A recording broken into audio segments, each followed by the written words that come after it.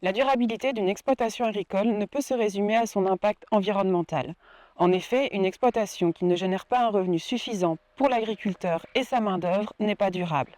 Dès lors, il était important d'intégrer un volet économique à l'outil des cibles pour permettre à l'agriculteur d'approcher sa durabilité dans la globalité.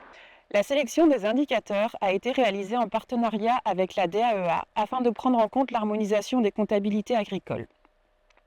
Si le fait de posséder une comptabilité agricole facilite l'encodage dans l'outil DECIDE, il est tout à fait possible de réaliser le volet économique en l'absence de comptabilité.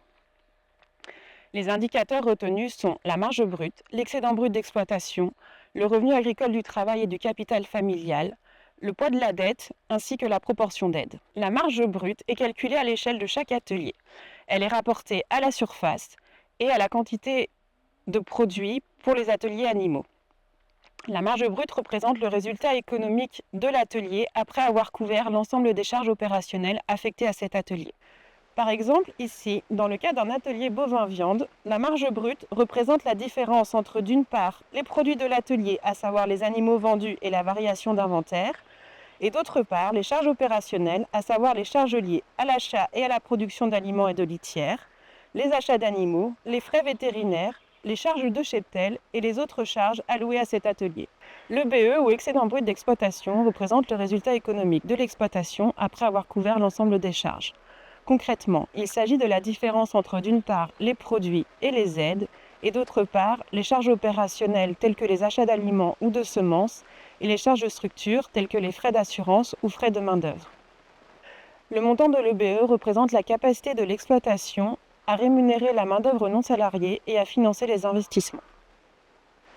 Le revenu agricole, du capital et du travail familial représente le résultat économique de l'exploitation durant l'exercice en prenant en compte l'ensemble des charges réelles, en ce y compris les charges financières et les amortissements, et en prenant en compte les éventuelles aides aux investissements.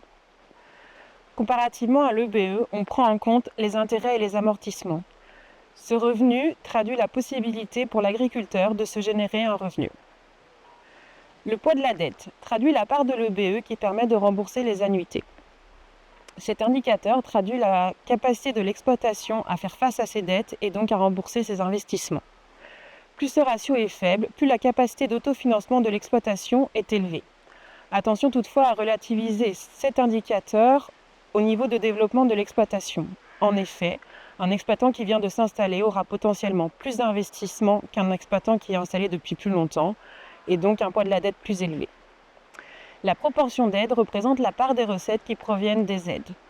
Plus ce ratio est élevé, plus l'exploitation est dépendante des décisions politiques relatives à l'agriculture. Toutefois, un ratio élevé traduit aussi la capacité de l'exploitation à disposer de toutes les aides disponibles.